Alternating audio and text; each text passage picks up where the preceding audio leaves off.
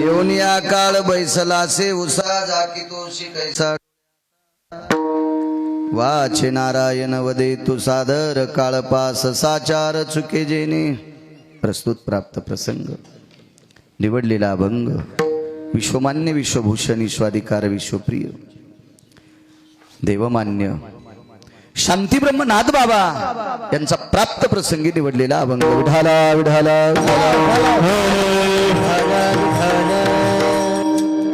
प्राप्त प्रसंगी निवडलेल्या अभंगाद्वारे नमूद करतात प्रत्येकाच्या उशात बसलेला आहे. सोडत नाही कोणाच्या बापाला. तो केवढाही असो, राजसत्तेतला असो, व्यापार सत्तेतला असो, शैक्षणिक क्षेत्रातला असो, आध्यात्मिक सत्तेतला असो, शेतकरी राजा असो, कोणी असो, कामापुरते पैसे असलेला असो, अमर्यादित ज्याच्याकडे पैसे असलेला असो, की ज्याच्याकडे किती पैसे त्यालाच पत्ता नाही एवढा असो, त्यालाही हाणतो विठाला विठाला विठाला.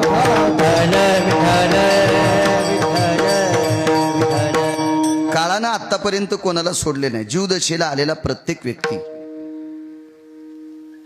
यमाच्या साफळ्यात अडकत असतो. जीवदशेला भला तो देव असो, तो संत असो, सोडत नाही कोणाला. संत जरी असेल, चंद्र सूर्य जोपर्यंत ते अमर राहतील, पण शरीर मात्र त्यांना सुद्धा ठेवावं लागतंय. विठाला विठाला.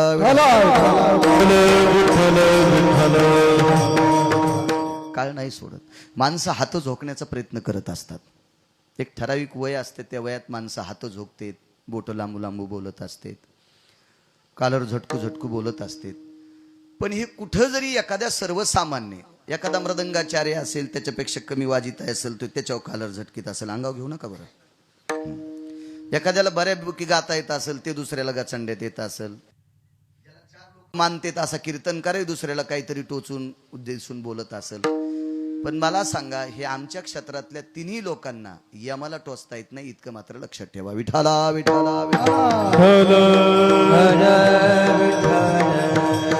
ऐकतच नाही कोणाचं यम. काही काही लोकांच्या पायातल्या बुटाला कणाची सुद्धा आम्ही बरोबरी करू शकत नाही. मी तरी, बाकीच्यांचं जाऊ दे, आपल्याला काय घेणे लोकांशी. काही संप्रदायातल्या लोकांच्या पायातल्या बुटाला चिटकलेल्या मातीच्या कणाची सुद्धा मी बरोबरी करू शकत नाही. एवढ्या अधिकारी लोकांना यम घेऊन जातोय. तिथं गिरगावचा बाळू काय कथा आहे. विठाला विठाला मालकाला निरोप आला, तुमची सगळी पोरं मरणार आहेत. वाक्य नीट ऐका. पंढरपुरातल्या मालकाला निरोप आला, तुमची सगळी पोरं मरणार आहेत. किती दुःख वाटलं असेल राजेभाऊ. ज्या बापाला सगळी पोरं मरणार आहेत असं चर्मल कळाल्याच्या नंतर त्या बापाला आनंद वाटला असेल का. सगळी पोरं, त्याच्यातला कोणी जिवंत राहणार नाही असा निरोप आला. डोक्याला हात लावला. एक जण म्हणला, महाराज तुमच्या गोळ्या संपल्यात का. देवाची पोरं कशी मरतील. मरत असतील रे, जीव दशेला आलेत ना. देव जर जीव दशेला आला तर त्याला सुद्धा सांगता येत नाही. येरती पामर जीव किती, पामर जीव किती, येरते पामर जीव किती, येतनाई बुनो आले अवतार.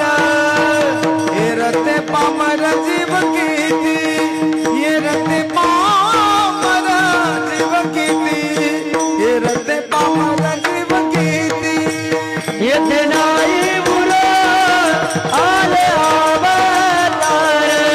येरते पामर जीव किती, येरते पामर जीव किती, येरते पामर जीव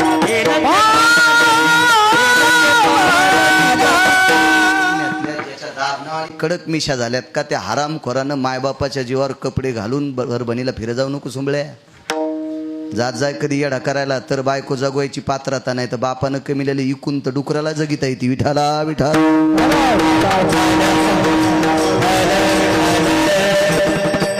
दाबनावानी मिशा झाल्यात तुया. बोरी पसून गेला तर बोरीचा पाला वरबडन इतक्या तू ह्या निबर मिशा झाल्यात सोंबळ्या.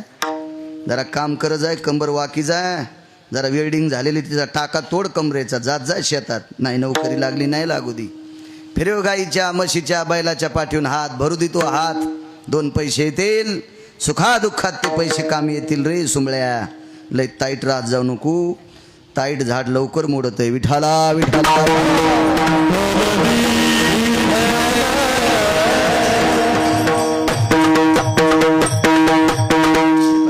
पैसे. महाराज एका तिळा इतकी जिची कृपा झाली, ते आनंदानं 2 टायमाच्या भाकरी खातो. तिचं नाव लक्ष्मी आहे. आणि ती लक्ष्मी एका वारकऱ्याच्या पुढं पदर पसरती.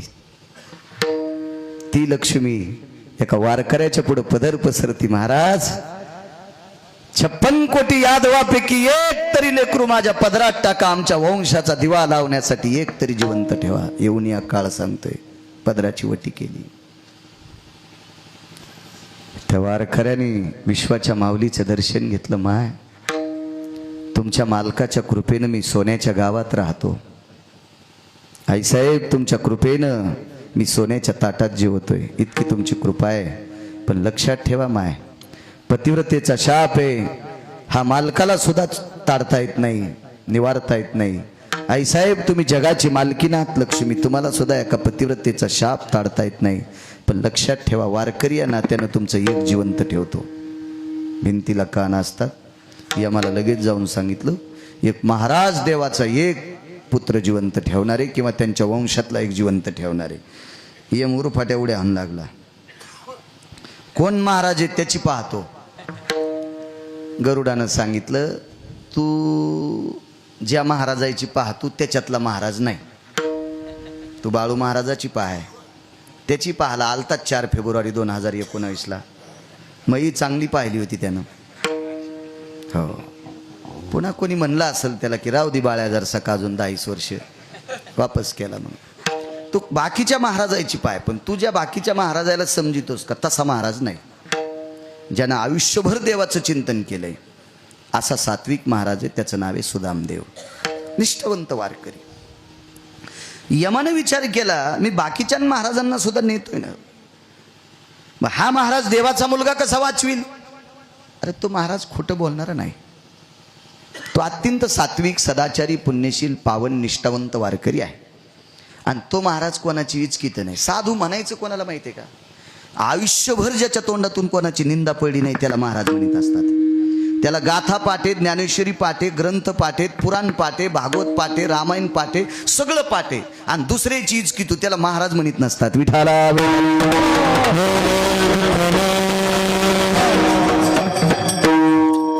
पाठीमाग माणसं जास्त असली म्हणजे तो महाराज असतो काय नसतं. या देशात कोणतंही दुकान टाका, त्या दुकानावर गिऱ्हाईक खायचं. कमी अधिक करून कोण्याही महाराजाच्या पाठीमागं माणसं असतात ना.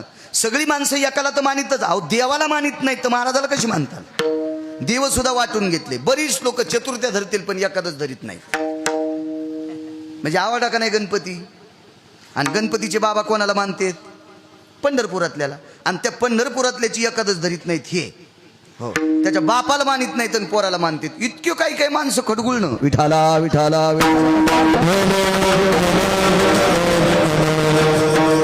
काय नसतं.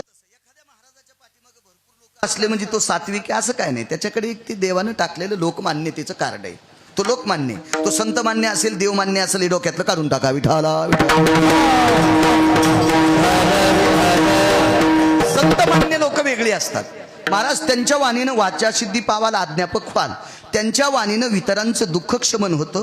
त्यांनी बोललेला शब्द खरा ठरतो. ही संत असतात. ही संत नुसतं पाठांतर केलं आणि ते पाठांतर करून टवाळ्या हाणणं, हे म्हणजे फारच मोठा महाराज आहे, फारच त्यागी आहे, फारच अनुरागी आहे, फारच वैराग्याचं टोक आहे. हे सुद्धा डोक्यातलं काढून टाका. विठाला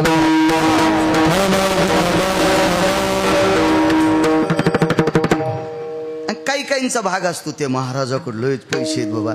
पैशानं जर महाराज मोठा असेल तर पैसे गुंडाकडे पण येतं. चांगल्या लोकांपेक्षा चुकीचं काम करणाऱ्याकडे चेअरमन जास्त पैसे येतं. पैशानं महाराज होऊ शकत नाही. गाडीनं जर महाराज मोठा असेल तर या देशातल्या तृतीय पंथाला सुद्धा 2.5-3 कोटीची गाडी. हातवरी करा कोणाला येतं, मला तर नाही. आणि भेटणारही नाही तितकी मोठी.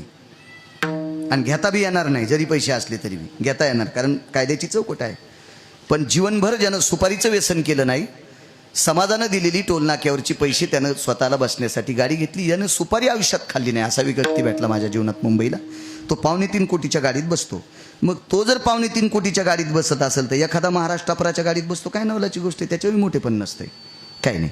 महाराज मोठं होण्यासाठी त्याचं आचरणाचं कार्ड गोड असलं पाहिजे. ज्याचं आचरणाचं कार्ड गोड आहे का तो महाराज असतो. अभ्यास करून गोकुणी अक्षरे वाद छळना करीत फिरे. शास्त्र पाठ केले, गाथा पाठ केला, ज्ञानेश्वरी पाठ केली, पुराण पाठ केले आणि नुसता वाद घालीतच बोंबलत फिरतोय असं समजायचं. याच्या मेंदूला विचूड असलेला आहे. विठाला विठाला.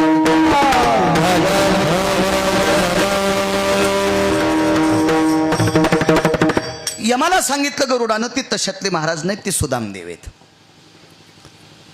यमानं यमधर्माकडे आपला लेखाजोखा टाकला आणि सांगितलं, यमधर्म महाराज, यमात आणि यमधर्मात फरक आहे. देवाची 56 कोटी यादव मरणार आहेत असा गांधारीचा शाप आहे, त्यानुसार मी सगळ्यांचं मृत्यूपत्र तयार केलं. पण यमधर्मानं सांगितलं, यमराज, या सगळ्या मृत्यूपत्रापैकी एक मृत्यूपत्र बाजूला टाका. यमानं सांगितलं, पतिव्रतेचा शाप आहे, मी बाजूला टाकणार नाही. आणि कोणतं म्हणून टाकू? यमधर्मानं सांगितलं, सुदामदेव सांगतील ते टाका. पण यमधर्म रगील होतं ना, फुगीर होतं दर्शक.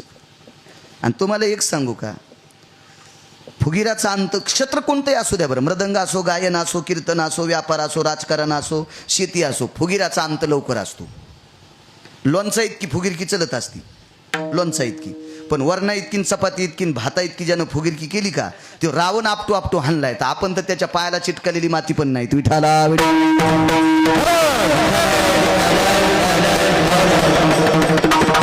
प्रांजळपणाने वागणाऱ्या माणसाचा झेंडा मेल्यावेळी चमकत असतो. पण फुगीरांचं काय खरं नसतं, अहंकारी लोकांचं काय खरं नसतं. कुठल्याही क्षेत्रात माणसाला अहंकार मुरवण्याची ताकद असली पाहिजे. वा, यम जरा फुगीर होता. यमधर्मानं सांगितलं, मी तुला आदेश देतोय ना, वरिष्ठानं सांगितलं, राजभाऊ मी तुला आदेश देतोय, सुदामदेव सांगतील ते मृत्यूपत्र बाजूला काढून टाक. ते म्हणला, मी त्यांच्याकडे कसं जाऊ? चलत जाय ना, चलत जाय, वाहनात बसून जाय. तुझ्याकडे वाहन आहे रेड्या, म्हशीच्या पोराला रेड्या आहेत. मग तुमच्याकडे काय म्हणतो ते? तुमच्याकडे आता माणसाची कमी, म्हशी काढ्या. हो, मी भागवताला येत होतो त्यावेळेला यांच्याच घरी मै पिशवी टेकीत होतो, म्हशी दारात दिसत होत्या येत्या. विठाला विठाला विठाला.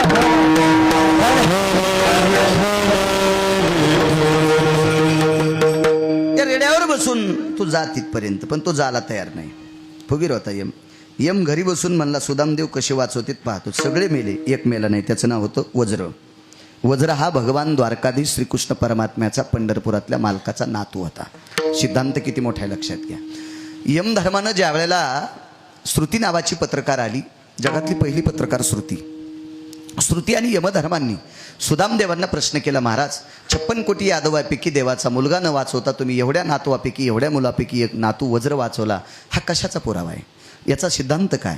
तुमची योग्यता, तुमची पात्रता काय असेल आम्हाला मोजण्याचं आमच्याकडे पात्र नाही, पण आम्हाला कळावे तुम्ही कशाच्या वाचवला. तर हे खरं आहे, हे तर येड्याला सुद्धा मान्य करावं लागेल. यम सुद्धा मारू शकत नाही वज्राला, हे आम्हालाही मान्य आहे, पण तुम्ही कशाच्या आधारे वाचवला हे आम्हाला कळावा. सुदामदेवानं सांगितलं, आयुष्यभर केलेल्या भजनाच्या ताकदीने एक प्रसाद घेऊन देवाकडे गेलतो. तो प्रसाद होता पोह्याचा, आणि पोह्याच्या 3 गाठीपैकी एक गाठ वज्र नावाचा नातू देवाचा माझ्याजवळ हजर होता. म्हणून उदात्त अंतकरणाने मी केलेल्या भजनाच्या पूर्ततेचा प्रसाद मी त्याला दिलाय. देवाच्या एकाही पोरानं प्रसाद खाल्लेला नव्हता, तो वज्रानं खाल्ला होता. म्हणून या प्रसादाच्या या मुलाला मारायचं. स्वतःच्या भजनाच्या बळावर आदरणीय पोलीस डिपार्टमेंट, आदरणीय कास्टी साहेब, त्या प्रसादाच्या बळावर यम सुद्धा वज्राला मारू शकत नाही. किती सुदामदेवाचा पुरुषार्थ असेल. देवाच्या घरात दिवा लावण्यासाठी जिवंत ठेवायची ताकद देवात नव्हती, ती फक्त वारकरी सुदामदेवात होती. पण कालांतरानं आयुष्य संपल्याच्या नंतर याही सुदामदेवाच्या उशाला काळ बसला. म्हणून मालक पाहिलं, त्याही महात्म्याला काळाला सामोरं जावं लागलं. माझ्या वाचनात एक संन्याशी आला, पवित्र संन्याशी, सात्विक, सदाचारी, पुण्यशील, सनातन धर्माची उंची वाढवणारा संन्याशी, आपल्या धर्माला उंच नेणारा संन्याशी. कधी कधी काय होतं माहिती का, कीर्तनात धर्म सांगितल्यानं धर्मवरी जात नसतो. धर्म सांगणारा धर्माचं अनुकरण करतो का हे पहिलं बघायचं असतंय. धर्म सांगणारा संसारिक असेल तर त्यानं घरातल्या लोकांना देवा इतकं मानायला पाहिजे. कीर्तनात धर्म सांगतो, हरामखोर माईच्या पाया पडत नाही, त्या भडव्याला पाकिट देणाऱ्याला सुद्धा नरक. विठाला विठाला.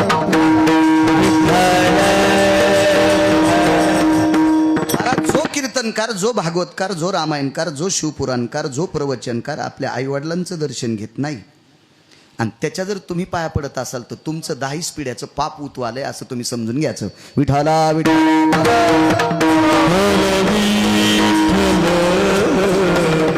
राहिला लहान मोठेपणा, यायला गाथा पाठे, यायला ज्ञानेश्वरी पाठे, यायला गाथा चांगलं येते, यांना वाजवता चांगलं येते, यांना चांगली येते, त्यांना शास्त्र पुराण सांगता येते. मला असा एखादा दाखवा ना तुमच्या गावाला विमानात घेऊन जाणारा. मला नाही अजून दिसला. मी बंद केले असते कीर्तन, त्याचेच बुटं सांभाळले असते. मलाही अजून असा सापडला नाही.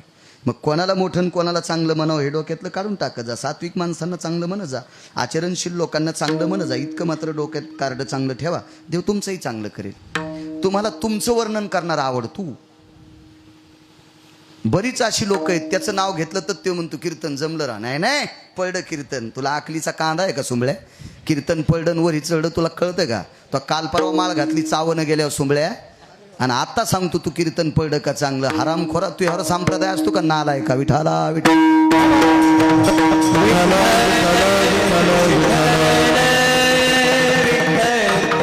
स्तुतीप्रिय लोक झाले, काय विषय नसतो त्याला. त्याचं वर्णन केलं म्हणजे कीर्तन रंगते असं कोणी सांगितलं तुम्हाला? काय विषय नाही. त्याचं वर्णन केल्यावर जर कीर्तनच होत असेल तर मग त्याचाच अभंग घ्या ना, त्याचाच अभंग घ्या. हो, त्याच्या पप्याच्या माईनं लिहिलेला असावा. हो, त्याचा घ्या, त्याचा घ्या. असं काही नसतं ते. तुम्ही कोण्या संप्रदायाची किंवा एखाद्या मोठ्याची उंची काढावा का कोणाला खाली वाढावा ही पात्रता तुमच्या देवानं दिलेली नाही. आणि असल तर ती शोधण्याची ताकद ठेवा. पात्रता त्याचं आचरण शोधण्याची ताकद ठेवा. बाकीच्या गोष्टी कशाला शोधता? त्याचं आचरण शोधा. असा एक आचरणशील सनातनी महाराज. धर्माच्या गप्पा तर कोणालाही करता येतात, धर्म कोणालाही सांगता येतो. राजकारणातली माणसं सुद्धा धर्माच्या गप्पा सांगतात. आणि एकादशी दिवशी धाब्यावर जे होते. मला सांगा, धर्माच्या गप्पा सांगणारा जर एकादशीच्या दिवशी धाब्यावर जेवत असेल तर धर्म कितपत तो गोड बोलू शकतोय? त्याची योग्यता काय? त्याची पात्रता काय? मला सांगा. स्वतःच्या पत्नीच्या व्यतिरिक्त जगातल्या स्त्रीकडे नालायक दृष्टीनं पाहणाऱ्या हरामखोराला धर्म सांगण्याची पात्रता आहे? अद्याप नाही. संसारातली लोक नीट करण्याची ताकद ज्याच्यात नाही ते लोकांना उपदेश करण्याची पात्रता ज्याच्यात आहे. आपल्याकडे एक म्हण होती, लोकाची लाव तू धाकन आपली पेती उभ्यान ताक. अशी म्हण होती चर्मल तुमच्या लहानपणी? लोकाचीला लाव तू धाकन आपली पेती उभ्यानं ताक. महाराज, संसारातली लोक नीट करायची ताकद ज्याच्यात नाही त्या हरामखोरानं माईकवर धर्म सांगायचा नाही. विठाला विठाला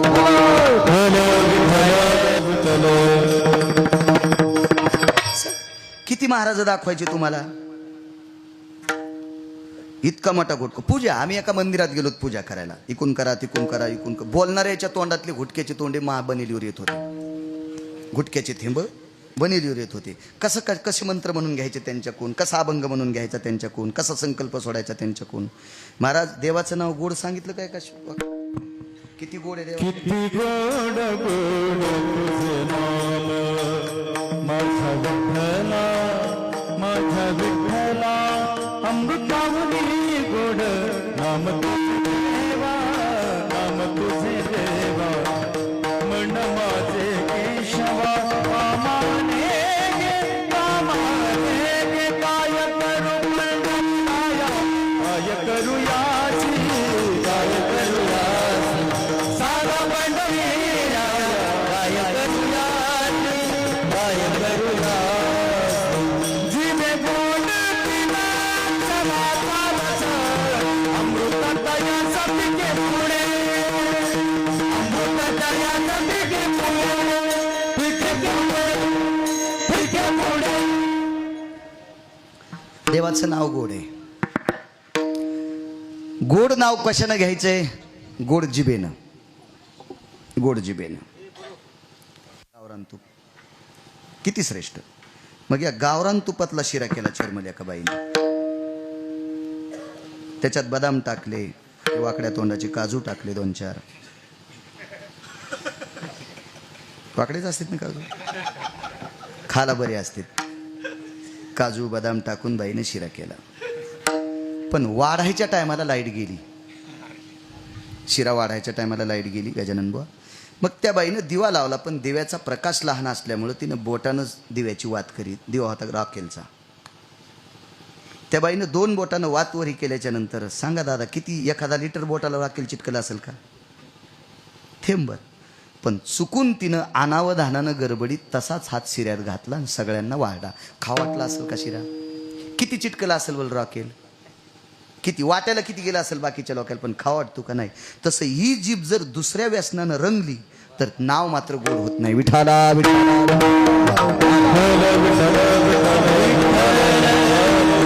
सनातनी नामधारक आहे. म्हणून धर्म प्रचारकाच्या गोष्टी करत असताना, गप्पा हाणत असताना आपली जीभ किती पवित्र आहे याची पात्रता वक्त्यानं लक्षात घेतली पाहिजे. धर्म सांगता कोणाला येतोय? कोणाला सांगता येतोय? मायबापाची सेवा करा हे कोणी सांगतंय? न करणारे पण. ज्याला कदरू कदरू मायबापाने इरीत उड्या टाकल्या ते पण भडवे म्हणते, अरे माई वडिलांची सेवा करा, तुला यम कुठं कुठं हानीन त्याचाच मेळ नाही रे. विठाला विठाला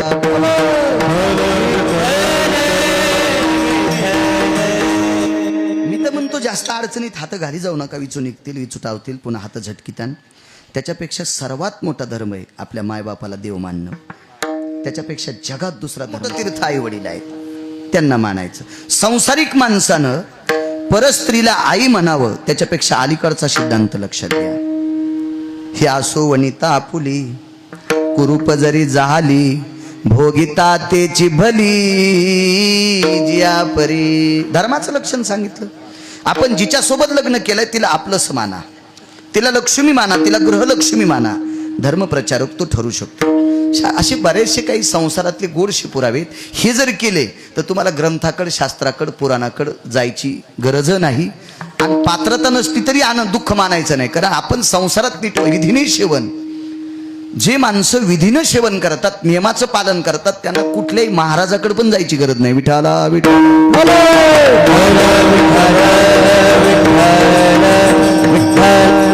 असा एक सनातनी पाहला मी. त्या सनातनाचं नाव आहे जशवंतदास. एका आखाड्याचे संन्यासी, उदासीन आखाड्याचे संन्यासी. मी 4-5 दिवस उदासीन आखाड्याचे संन्यासी एका शहरात आले. त्या शहरात एका झाडाखाली बसले. ती जागा एका मुसलमानाची होती. संन्यासी जागेत बसला मुसलमानाच्या. आज ती जागा 200-250 कोटी रुपयाची आजच्या मितीला. त्यावेळेला पण ती जागा महागडीच असेल, पण जागा मुसलमानाची होती. आणि त्या जागेत झाड होतं आणि त्या झाडाखाली संन्यासी बसलेले, अनुरागी संन्यासी. महाराज वरच्या कपड्याने कोणी कोणाला काय मानायचं, ज्याच्या त्याच्या बुद्धीचा दोष आहे किंवा ज्याच्या ज्याच्या बुद्धीचा सदोष आहे किंवा दोष आहे, ते काय असेल ते ठरवा. पण कोणाला किती मानायचं हे आपलं कार्ड तितकं गोड असलं पाहिजे, तपासता आलं पाहिजे. तुम्ही कोण्या सोनाराकडे सोनं न्या, ते गेले गेले घेतच नाही. त्याला सलोखा लावतंय, त्याला सलोखा लावतंय. आणि सलोखा लावल्याच्यानंतर त्याला कळतं हे ओरिजिनल सोनं आहे, हे सोनंच आहे, पण 52 कॅरेट आहे, 24 कॅरेट आहे. 52 नसतं नाही का? 52 कशी तर असते ना. 52 कशी असतं का नाही? हा. विठाला विठाला विठाला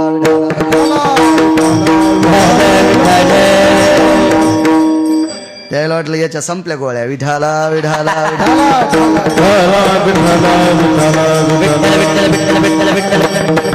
हे सोनाराला कळतंय. आपण बँकेत सोनं ठेवतो, तर बँकेत सोनं घेऊन घेणारा माणूस त्यांच्या बँकेने एखादा सोनार नेमलेला असतो. ते सोनार तिथे बँकेत येतो किंवा तो बँकेचा मॅनेजर त्या सोनाराच्या दुकान नाही पाठीत, त्या सोनारालाच बँकेत बोलितोय. मग ते सांगतोय केवढ्याचं काय ते, म्हणजे कस लावतो. सोनाराच्या डोळ्यानं सुद्धा सोनं कळत नसतं, तर तो कस लावित असतो, कस. मग सोनाराला सोनं कळण्यासाठी जशी कस लागते तशी आपल्या सुद्धा डोक्यात एखादी कस पाहिजे. आपल्याला साधू कळायला पाहिजे, साधू कळणं गरजेचं आहे. एक जण म्हणला काय होतंय, कोणाच्या पाया पडायचं? तसं नसतं सुमळ्या, तसं नसतं पडतायत. तुम्हाला एक सांगू का, आहार चुकला तर पोट दुखन, आहार चुकला तर पोट दुखन. काही वेळाच्या नंतर वैद्याकडे जर गेले ना औषधोपचार घेतले तर पोट शांत होईल. पण साधू चुकला तर पिढ्याच्या पिढ्या बर्बाद होतात. विठाला विठाला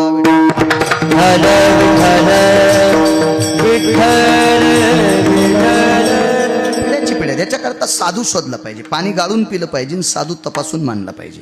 आचरण त्याचं लक्षात घेऊन मग तो साधू मानायचा. कारण नालायकाच्या पायावर ठेवलेलं डोकं, त्याच्या पदातून पवित्र कपाळात त्याचे दोष येत असतात आणि आपला संसार मातीत जात असतो. म्हणून पंढरीच्या लोकांना हे अभिमान, पाया पडे जन एकमेका, हा पुरावा कोणाही नालायकाला लावायचा नाही. संप्रदायात अभ्यास कमी असला तरी चालेल, पण आचरण शुद्ध असणाऱ्या कमी वयाच्या सुद्धा लोकांच्या पाया पडत जा, हा अभंगाचा दिलासा आहे. म्हणजे कोण्या नालायकाच्या पाया पडा असा अभंग. अभंग हा अर्थदृष्टी ठेवून वाचला पाहिजे. विठाला विठाला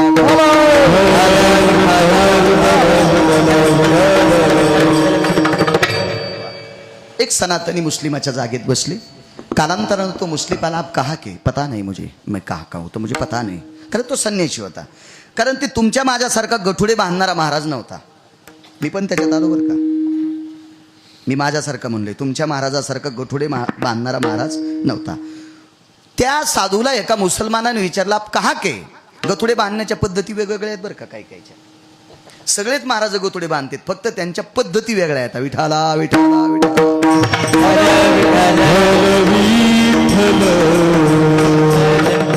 मला निखोळी बांधित नाही असा अजून सापडला नाही. 7015 गाव झाली माझी. हे तर कधीच लिहिलेलं गाव आहे चेअरमन. 7015 गाव पाहिले, गठुडं बांधितच नाही. म्हणजे तुकोबाराच्या अभंगात बसतोय असा सापडलाच नाही. ऐसा कोणी दावा हे जया नावडे, ऐसा कोणी दावा हे जया नावडे, ऐसा कोणी जया कन्या पुत्र घोडे दा, कन्या पुत्र घोडे दा, सुटली द्रव्य लोभ माया, भस्मदंड छाया तरुवराची. ए नाही त्या सुटली द्रव्य लोभ माया, भस्मदंड छाया तरुवराची. सुटलाच नाही. तुकोबाराच्या अभंगात बसेल असा महाराजच सापडला नाही. आणि ज्या दिवशी सापडल त्या दिवशी मला दाखवा, मी त्याच्या बुटाचं मंदिर बांधील. विठाला विठाला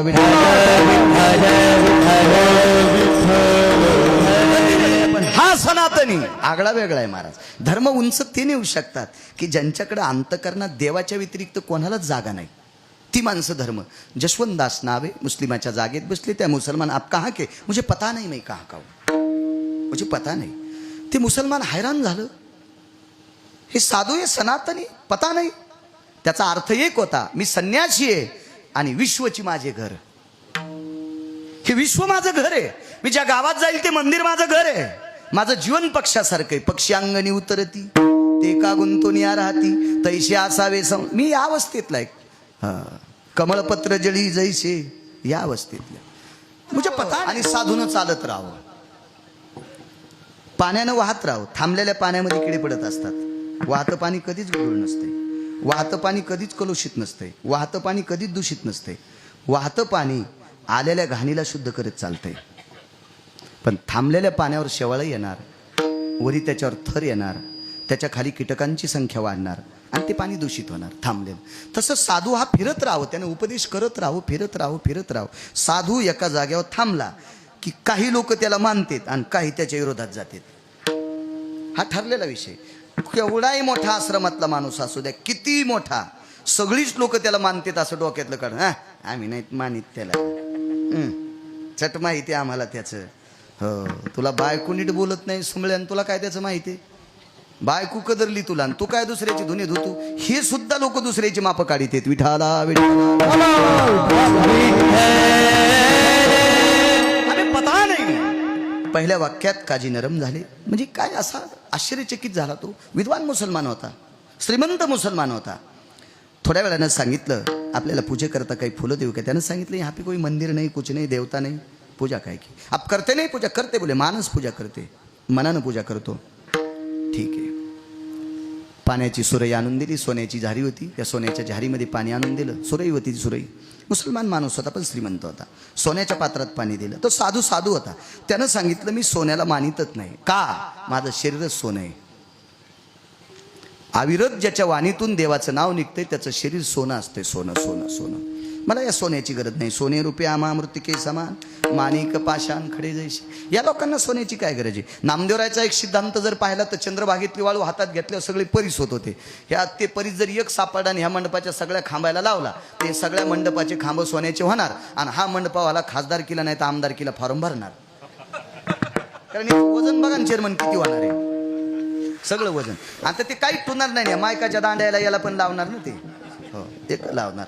महाराज एक एक बस झालं. एका एका प्रभागाला एक एक खूप झालं. त्या परिसरातल्या सगळ्या बायकांना नॅकलेस होते. मग ज्या बाईला नॅकलेस दिलं ते नाही नाही नाही तुमच्याकडे नाही येणार. ते काय इडे का तुमच्या हातुडी लावायला.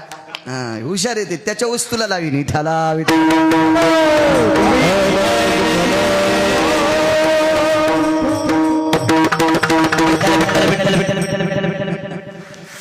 हातोडीत दाखली मला हो ते किती किलोच्या पण यायच्या नशिबात नागल्यावर ती बी सोन्याची होणार नाही नशिबात नसल्यावर त्याला प्रारब्ध लागते. चला परीस त्याला म्हणतात. नामदेवरायांनी बंध्या वाळवंटाची परीस करण्याची ताकद आहे. ते तुमच्या अंगठीला कशाला विचारतील. हे तुमच्या मायासारखे महाराज त्यांच्या पप्प्याच्या लग्नात मला अंगठी घातली बंबुऱ्या तू येडपट आहेस त्याच्याकरता घातली तुला तू येडपट आहेस म्हणून उच्चार करतो. ज्यांना गरजच नाही ते घेणारच नाहीत ना विठाला विठाला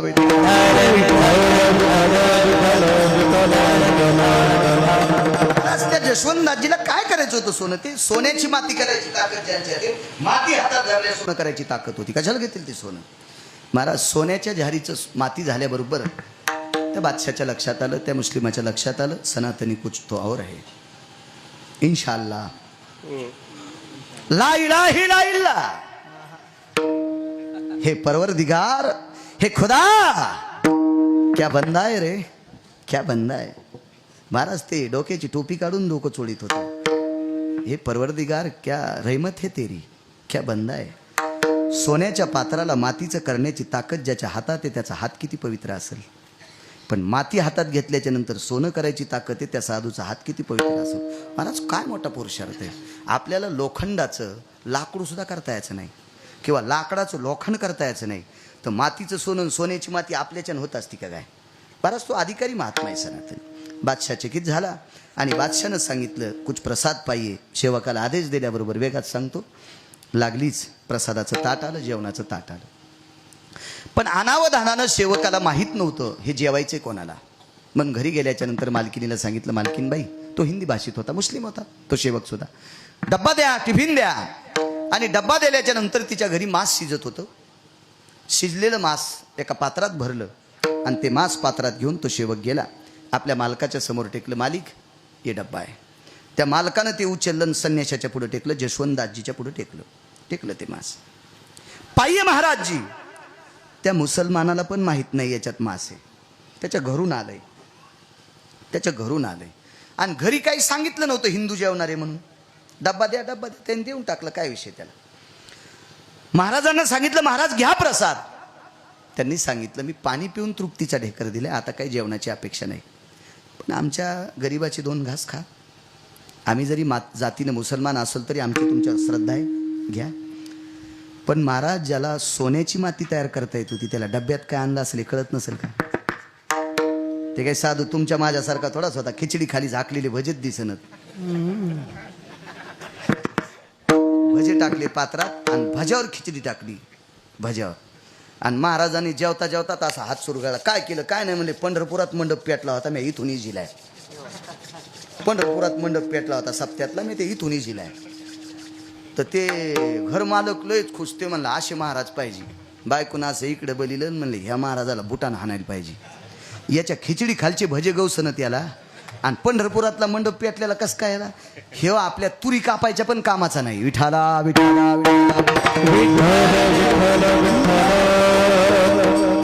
आपला संप्रदाय नाटक्या नाहीच. आपला संप्रदाय चमत्कारी नाही. आपला संप्रदाय साक्षात्कारी आहे.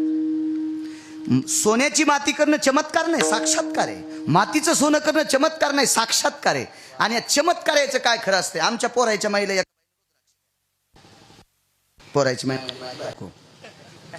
मी कुठं कीर्तनाला गेला असेल दारापुढे त्याची गाडी आली. त्याच्या गाडीत एक गाय होती. त्या गाईला 7-8 पाय होते आणि त्याने एक रुद्राक्ष दिला.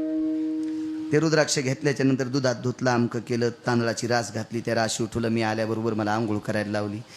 केली आंघोळ. आता मी कीर्तनाहून गेलतो. मी काय कोणाच्या मातीहून थोडाच गेलतो कीर्तनाहून गेलतो पण ते केली आंघोळ. जाऊ दे म्हणलं काय असेल हिचं काही व्रत वगैरे असेल.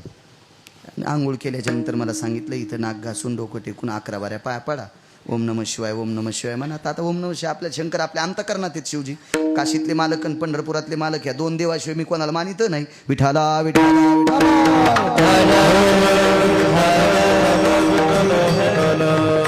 सेंद्रियन घेंद्रियन हेन हे ढवळे लिंबन हेन खाणारे देव मला नाहीत आवडत. मला आवडत नाही तर ते देतील बी काय बेकार चोट. ते त्या ह्याच्यात पोटा करता बॉम्बलायले ते तुम्हाला काय देणार इथं. हे चांगल्या देवांना महाराज ज्ञानोबा आहे तुकोबा आहे सांगतात त्या देवांना मानायचे. मी दर्शन घेतलं आणि तिला विचारलं हे काय? म्हणजे रुद्राक्ष. वा, ओम नमः शिवाय पुन्हा. पण ती म्हणली तुम्हाला माहीतच नाही रुद्राक्ष काय करतो. म्हणलं काय करतोय? मागितले तितके पैसे देतोय. तर मला काय आश्चर्य वाटलंच नाही ना, कारण मागितले तितके पैसे देणारा रुद्राक्ष हिला द्यायला काय त्याच्या गोळ्या संपल्यात का?